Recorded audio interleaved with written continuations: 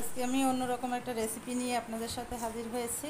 তো এই দেখুন ডু তৈরি করছি। এরপরে কি বানাবো সেটাই এক এক করে আপনাদের সাথে শেয়ার করব এবং আপনারা সাথে থাকুন আর ভিডিওটা না টেনে সম্পূর্ণ দেখতে থাকুন যে এই ডু দিয়ে আমি আজকে কি ধরনের রেসিপি তৈরি করব। তো আগে আমি দুধটাকে ভালো করে তৈরি করে নেব, ভালো করে সেনে ভালো করে তৈরি করে নেব। তা না হলে কিন্তু আমি যে জিনিসটা করতে যাচ্ছি সেটা ভালো করে হবে না। এই বাবা, এ কী করতেছো? রেখে দাও। আমি আগেই বলছি যে একা একা কাজ করা সম্ভব না, কারণ ও সব সময় হচ্ছে এইভাবে লেগেই থাকে। একটা কাজ করতে গেলেই হাতের কাছে এসে আমাকে সে করবে, আমাকে করতে দেবে না, সে কাজ করবে। তো যাই হোক, তারপরেও একা একা আমাকে করতে হয়, করি। আপনারা আমাকে সাপোর্ট করেন বলেই আমি চেষ্টা করি যে প্রতিনিয়ত কিছু না কিছু আপনাদের সামনে হাজির করার জন্য। তো দেখুন ডুটা তৈরি করে হয়ে গেল। এবার আমি এটাকে এভাবে রেখে দেব। তো এবার চলে এলাম চুলার পরে এসেই এটা আমি একটু নেড়ে দেবো। এটা হচ্ছে নারকেল। তো আমি নারকেলটাকে ভেজে নিচ্ছি। বন্ধুরা অবশ্যই এবার বুঝতে পারছেন যে নারকেল দিয়ে আর ওই ডু দিয়ে কি তৈরি করা যায়। অনেক কিছুই তৈরি করা যায়, কিন্তু আমি আজকে যেটা তৈরি করছি সেটা আপনাদের একটু পরেই বলছি। তো তার আগে ডুটা তৈরি করা হয়ে গেছে। এবার এখানে যে নারকেলটা, সেই নারকেলটা আমি ভেজে নিচ্ছি ভালো করে। তো এর ভিতরে আমি কি কি দিয়েছি সেটাই আপনাদের সাথে একটু আপনাদের কাছে জানিয়ে রাখি। এর ভিতর দিয়েছি এক টুকরো তেজপাতা আর 2-3টা এলাচ আর হচ্ছে দারচিনি, 2 ফালি দারচিনি। তো এইটা দিয়ে চিনি দিয়ে এটাকে সুন্দর করে আমি ভেজে নিচ্ছি। তো যাই হোক, আর দেরি না করি আপনাদের বলে দিচ্ছি যে আজকে আমি কি রেসিপি আপনাদের সাথে শেয়ার করতে যাচ্ছি। তো এটা হচ্ছে বিটা মনটা একটু ভাজা ভাজা লাগবে। আমি আরেকটু জালটা বাড়িয়ে দিচ্ছি।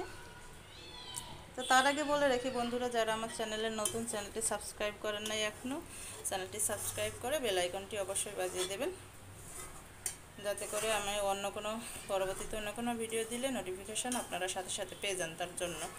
তো এবার যাই হোক, এবার আমি এটা দিয়ে কিন্তু এটা ভেজে ভেজে কিন্তু লাড্ডুও তৈরি করা যায়, তাই না বন্ধুরা? হ্যাঁ, এটা দিয়ে লাড্ডুও তৈরি করা যায়। এটা একটু গাঢ় গাঢ় হয়ে গেলে এরকম মেখে মেখে লাড্ডু তৈরি করা যায়। তো আজকে আমি যেহেতু লাড্ডু তৈরি করব না, অন্য একটা জিনিস তৈরি করব, সেইটাই আপনাদের সাথে। তো যাই হোক, আর দেরি না করি বলে ফেলি। তো সামনে শীত আসছে, আর 2-1 মাস পরেই দেখা যায় আশ্বিন কার্তিক মাসে শীত চলে আসবে। তো এখন যেহেতু ভাদ্র মাস পড়ে গেছে, তো সামনের 1-1.5 মাস পরেই শীতের সময়।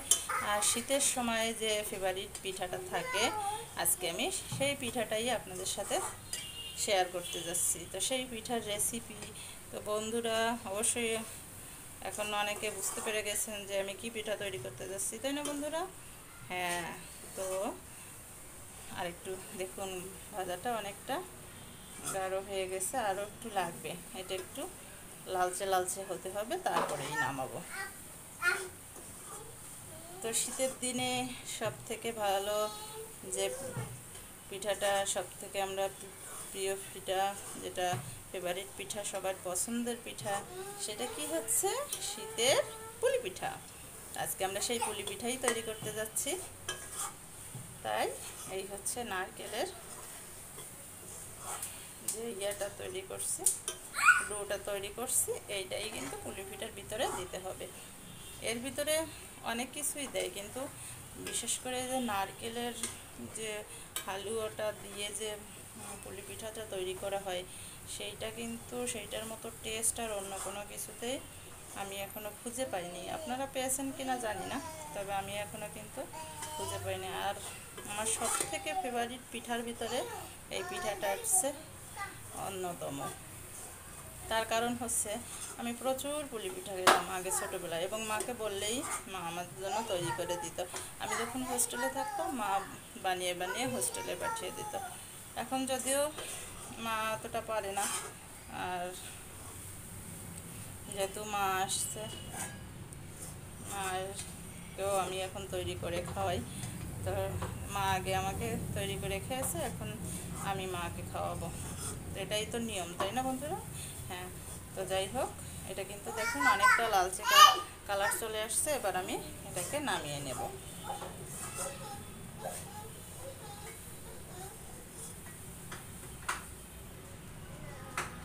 তবে বন্ধুরা, নারকেল ভাজার এই যে ঘ্রাণ, এটা আসলে ভাষায় প্রকাশ করা যায় না, এত সুন্দর ঘ্রাণ, আমার তো খুব ভালো লাগে।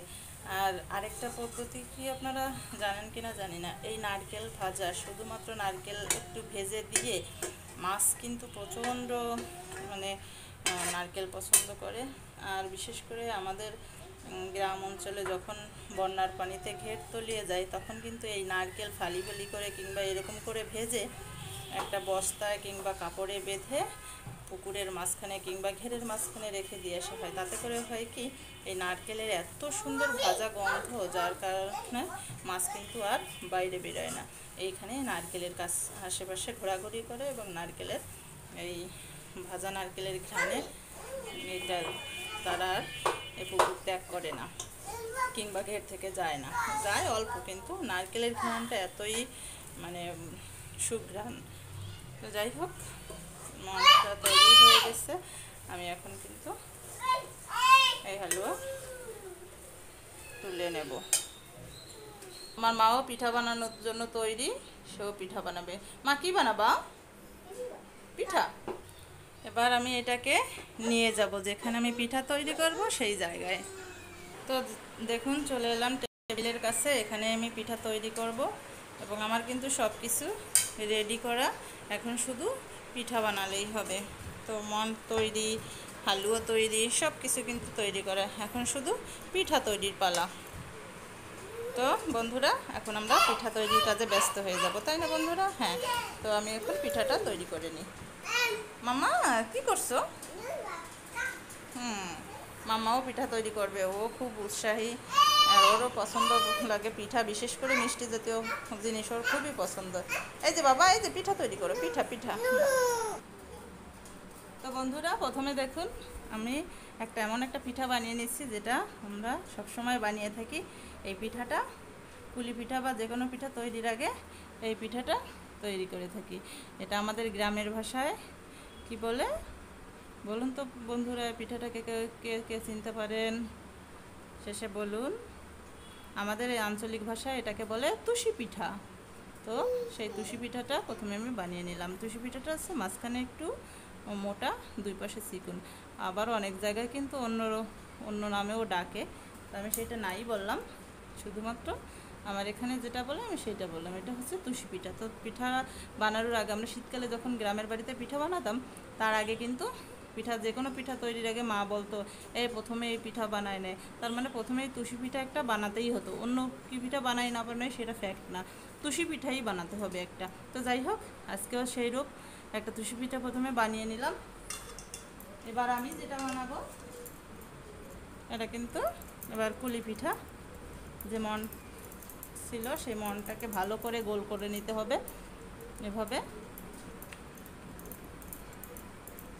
এভাবে গোল করে হালকা একটু চেপে দিলাম, এই দেখুন, হালকা একটু চেপে দিয়ে এবার আমি এটাকে গুঁড়ির ভিতরে এইভাবে করে ভিজিয়ে নিয়ে আসলাম, মানে চুবিয়ে নিয়ে আসলাম। এবার আমাকে গোল করতে হবে, গোল।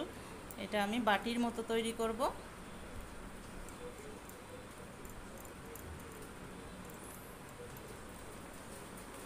তো শীতের দিনে পুলি পিঠা কিন্তু বেশ একটা মজাদার পিঠা এবং অনেকের পছন্দের পিঠা। আমি তো আগেই বলছি, আমার খুব পছন্দের একটা পিঠা হচ্ছে এই পুলি পিঠা। পুলি পিঠা বলে, কুলি পিঠা বলে, যে যার ভাষায় যেটা বলে সেটাই। তো যাই হোক, বাটিটা অনেকটা গোল হলো না, তারপরে যেটুকু হয়েছে দেখুন, এই যে বাটিটা হয়ে গেছে। এবার আমি এই বাটির ভিতরে হালুয়া দিয়ে দেবো।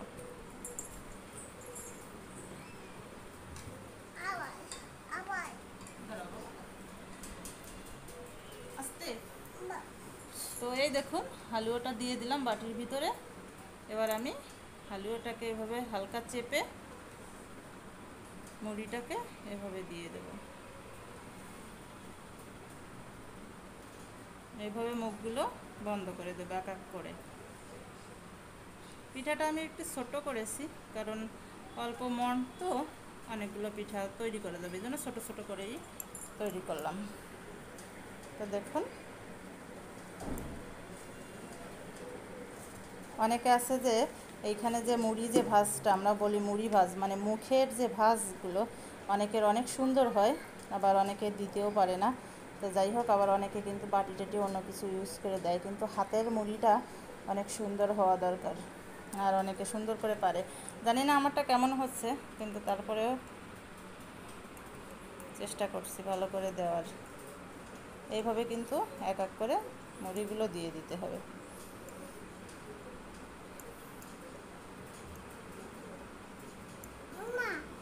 আগে বাবা,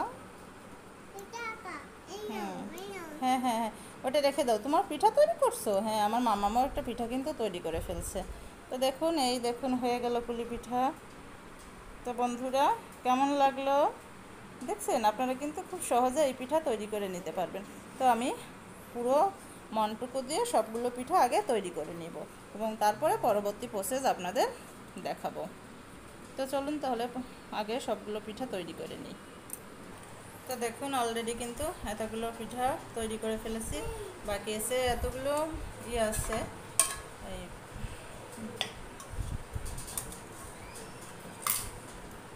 হালুয়াগুলো, এতগুলো হালুয়া লাগবে না, যেহেতু ডু আছে অল্প একটু, আরও দুটো তিনটে পিঠা হবে, তো বাকি হালুয়াগুলো আমি তুলে রাখবো আর এই কটা দিয়ে বানিয়ে ফেলবো। তো দেখুন, অলরেডি কিন্তু আমি 5টা পিঠা তৈরি করে ফেলেছি। তো বাকিগুলো তৈরি করে আপনারাও সাথে থাকুন। তো আমি আগেই যে কথা বলেছি, দেখুন আমার কাজ করতে গেলে তার লাগবে। দেখুন অলরেডি সে কিন্তু টেবিলের উপরে বসে আছে, টেবিলের উপরে উঠে সেও আলাদা পিঠা তৈরি করছে, আমিও আলাদা পিঠা তৈরি করছি। তো বন্ধুরা বুঝতেই পারছেন যে কত ইয়ার নিয়ে আমাকে কাজ করতে হয়, প্রেশার নিয়ে কাজ করতে হয়। সবসময়ই এরকম করে, তারপরেও চেষ্টা করি যে আমি, যেহেতু আমার একটা অ্যাম্বিশন আছে, সেই অ্যাম্বিশনে বা লক্ষ্যের দিকে পৌঁছাতে। দেখুন কী কী আকাশ করে সেটা দেখতে থাকুন, আর আমি পিঠা তৈরি করি সেটাও দেখুন। তো আবারও একটা মন্ড বানিয়ে নিচ্ছি, মানে গোল বাটি বানাতে হবে, বাটি বানিয়ে নিচ্ছি। এটুকু নিয়ে বাটিটা তৈরি করে নেব। এরকম একটু চাপ দিয়ে ধরে, চাপটা হলেই আমি এটা ভিতরে দিয়ে দিলাম। এবার আমি যেটা করব, বাটি এইভাবে তৈরি করে নেব।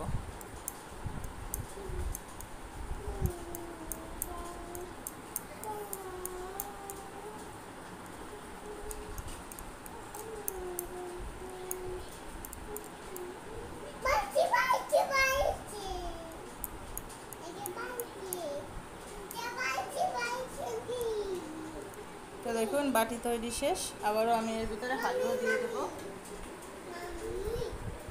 এবার এই যে হালুয়া দিয়ে দিচ্ছি, হালুয়া দিয়ে এবার এখানের ভাঁজগুলোকে বন্ধ করে দেব।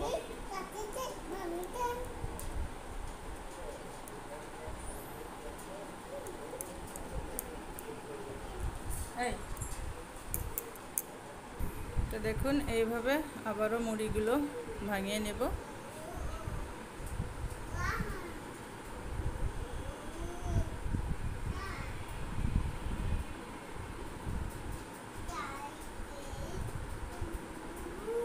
অনেকে আছে যে পিঠার যে বাটি তৈরি, এটা কিন্তু অনেকে বেলুন দিয়ে বেলে গ্লাস অথবা একটা দিয়ে গোল গোল করে কেটে নিয়ে তারপরে তৈরি করে। তো আমি সম্পূর্ণ হাতে তৈরিটাই আপনাদের দেখালাম।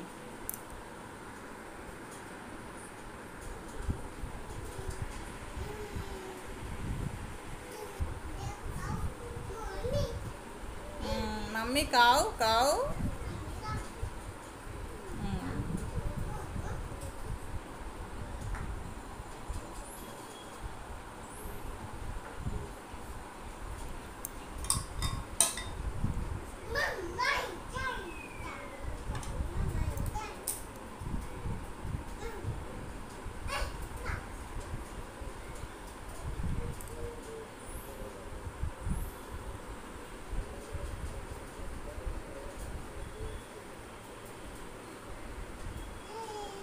তো এভাবে হালুয়া পুরো ভরে দিলে হয় কি আপনার পিঠা ভিতরে হালুয়াটা পরিপূর্ণ থাকে এবং খেতেও বেশি টেস্টি লাগে। আর হালুয়া কম দিলে পিঠার অতটা স্বাদই লাগে না। যত হালুয়া পুরোটা ভরে দেবেন ততই ভালো লাগবে। তো এখন এই পিঠাটা আমি দুইভাবে মুড়ি দেবো এবং সেইটাই আপনাদের দেখাচ্ছি। তো দেখুন, এই যে একটা মুড়ি,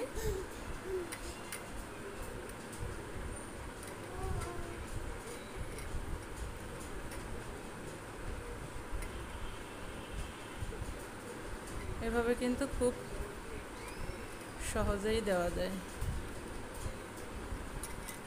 এবং যারা মুড়ি দিতে পারেন না, আমি কিন্তু তাদের জন্যই আজকে দেখিয়ে দিলাম যে দেখুন কত সহজে মুড়িগুলো দিয়ে যায়। তো আজকে আমি এই পিঠাটা একটু অন্যরকমভাবে তৈরি করছি। এই পিঠার দুই সাইড দিয়ে মুড়ি দেব, এভাবেই কিন্তু তৈরি করা যায়।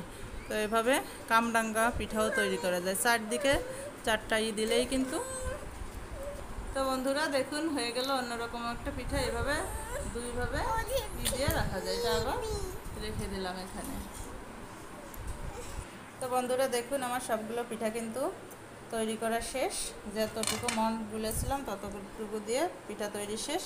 আর এই হালুয়াটুকু রয়েছে, এগুলো আমি বাটি ভরে রেখে দেবো ফ্রিজে, পরবর্তীতে আবার অন্য একটা কাজে লাগানো যাবে। এবার আমি যেটা করব, পিঠাগুলো নিয়ে চলে যাচ্ছি চুলার পাড়ে। এবার পিঠাগুলো আমি যে সিদ্ধ করে নেব। এটা অনেকে তেলে ভাজে, কিন্তু তেলে ভাজবো না, কারণ তেলে ভাজলে গ্যাসটা বেশি হয়। তো যাই হোক আমি তেলে ভাজবো না, এটা আমি সিদ্ধ করে নেব। তো এবার আমি কি করব, একদিকে ভাতটাও বসিয়ে দেবো, সেই ভাতের ভাপেই কিন্তু পিঠাটাকে সিদ্ধ করে নেব। তাই আমি অল্প কিছু চাল নিয়ে নিলাম ভাত বসানোর জন্য। তো চালটা ভালো করে ধুয়ে হাঁড়িটা বসিয়ে দিলাম, আর এদিকে কাজের সুবিধার্থে পিঠার থালাটা ওই পাশে চুলার পরে রেখে দিলাম। এবার হচ্ছে জালটা ধরিয়ে দেবো, তাই গ্যাসটা জ্বালিয়ে নিচ্ছি। এবার জালটা ধরিয়ে দেবো। গ্যাস কি নাই? তো দেখুন গ্যাসটা ধরিয়ে দিয়েছি। এবার আমাকে অপেক্ষা করতে হবে এই জলটা ফুটে ওঠার পর্যন্ত, কারণ জল ফুটে না উঠলে পিঠা দিলে পিঠা মানে সিদ্ধ হবে না। তো সেক্ষেত্রে আমার এই যে ভাতের হাঁড়িতে যে জলটা দিয়েছি সেই জলটা গরম হওয়া লাগবে এবং টকবগিয়ে ফোটা লাগবে। তো বন্ধুরা এই দেখুন জল গরম হয়ে আসছে। এবার আমি ওই পিঠাগুলোকে প্রসেস করব। তো আমি এরকম একটা জালি নিয়ে নিচ্ছি এবং জালিটাই এভাবে ভাতের ইসের পরে দিয়ে দেব।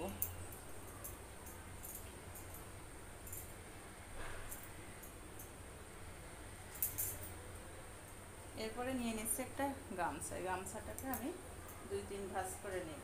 ভাঁজ করে নিলে হবে কি পিঠা দিয়ে সুবিধা হবে, আর লেগে থাকবে না পিঠাটা। তো এবার আমি এইভাবে দিয়ে দেব চুলার পরে।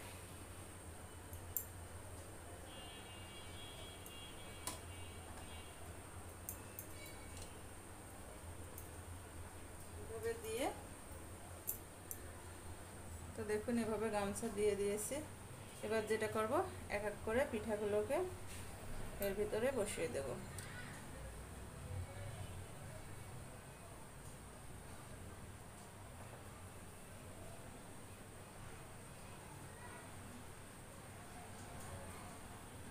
এই যে সেই ছোট্ট পিঠাটা, টুসি পিঠাটা যেটা আমি প্রথম বানিয়েছিলাম, এটাও আমি সিদ্ধ করে নেব একই সাথে।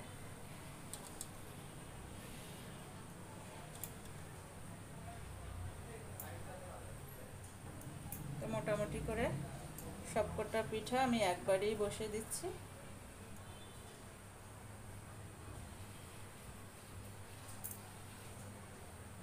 তো দেখুন একবারেই বসে দিলাম। এবার আমি এটাকে এভাবে ঢেকে দেব।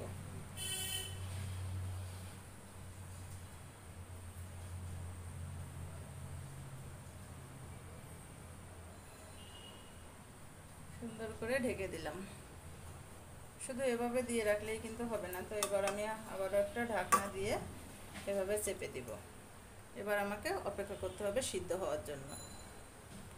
তো এভাবে ঢেকে দিলাম এবং ভালো করে একটু চেপে দিচ্ছি, যাতে করে বাষ্পটা বাইরে বের হতে না পারে। আর বাষ্পটা বের না হলেই কিন্তু ভালো করে পিঠাটা সিদ্ধ হবে। তার কারণ হচ্ছে ওই বাষ্পে বাষ্পেই কিন্তু পিঠা সিদ্ধ হয়ে যাবে। তো এদিকে আমি ধুয়ে নেব। আমি এত সময় যে পিঠা তৈরি করলাম, সেই পিঠা তৈরি করার সময় যে যে ময়লা জিনিসগুলো হয়েছে সেইগুলো আমি ধুয়ে নেব এক এক করে।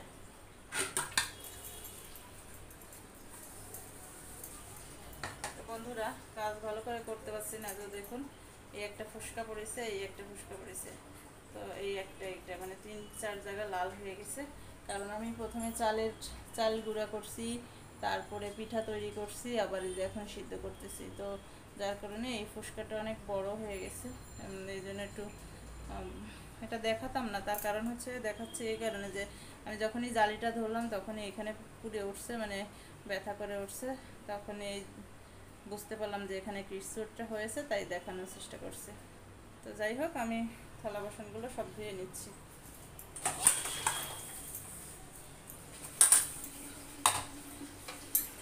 পিঠা তৈরি করা আসলে অনেক কঠিন এবং সময় সাপেক্ষ।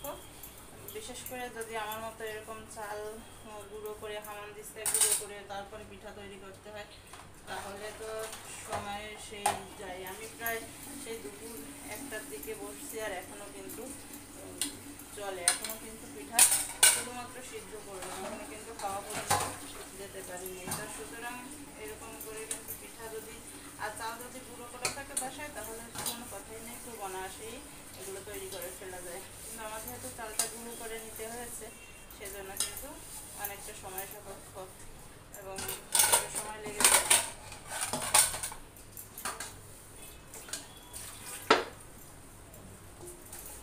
আর এতগুলো ডিশ ময়লা হয়েছে, ডিশগুলো ব্যবহার করতে হয়েছে এক একটার সময় এক এক ডিশে, যার কারণে ময়লা ডিশগুলো আমি জমা করে রেখেছি যে একবারে ধুবো। তার কারণে আমি এখন এই যে ধুয়ে নিচ্ছি সবগুলো।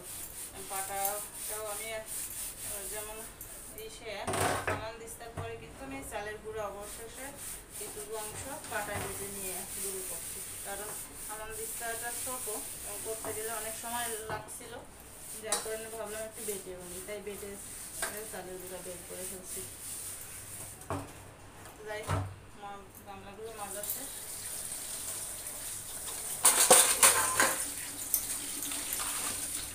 আমি এখানে পরিষ্কার করে এগুলো এক এক করে ধুয়ে নেব।